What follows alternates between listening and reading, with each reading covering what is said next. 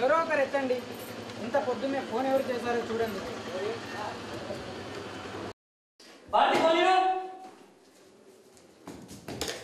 Hello ఎవరు? అన్నయ్య,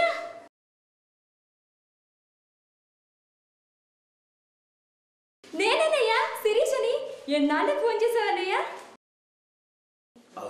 కొంచెం బిజీగా ఉండి ఫోన్ చేయలేదు. ఫోన్ బాగా అన్నయ్య ఫోనా? ఏది ఇలాగో.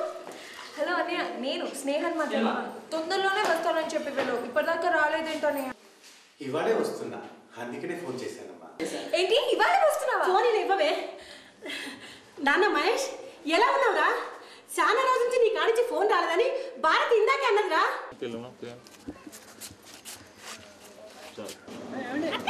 అన్నయ్య దగ్గర నుంచి ఫోన్ వచ్చింది.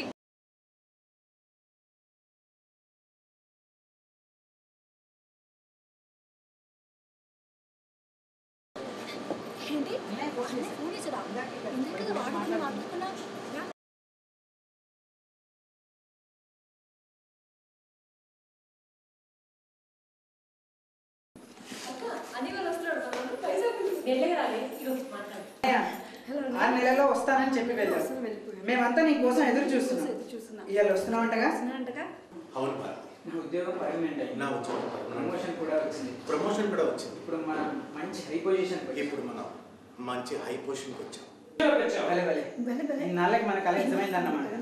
అమ్మా, అన్నయ్య ఇప్పుడు పెద్ద ఉద్యోగంలోకి వచ్చాడంట. మనం ఇంకా వైజాగ్ వెళ్ళిపోవడం ఖాయం.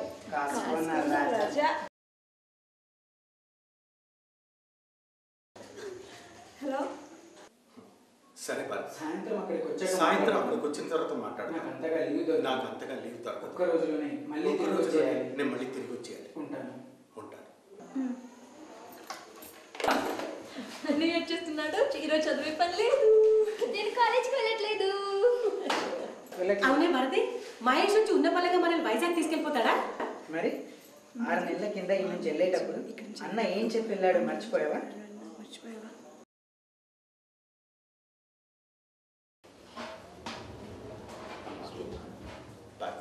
ఈసారి ప్రమోషన్ తీసుకునే వస్తా. అప్పుడు మిమ్మల్ని అందరూ ఒకే చోట కలిసి ఉంటాం. అప్పుడు నువ్వు ఈ ఆటో నడపాల్సిన అవసరం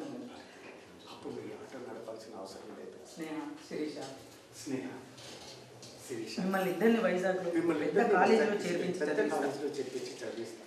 నాన్న, అక్కడికి వెళ్ళాక నీకు ఎలక్ట్రికల్ వీల్ చేరుకుంటా. అప్పుడు నువ్వు ఎవరి సాయం లేకుండా ఇల్లంతా తిరగచ్చు.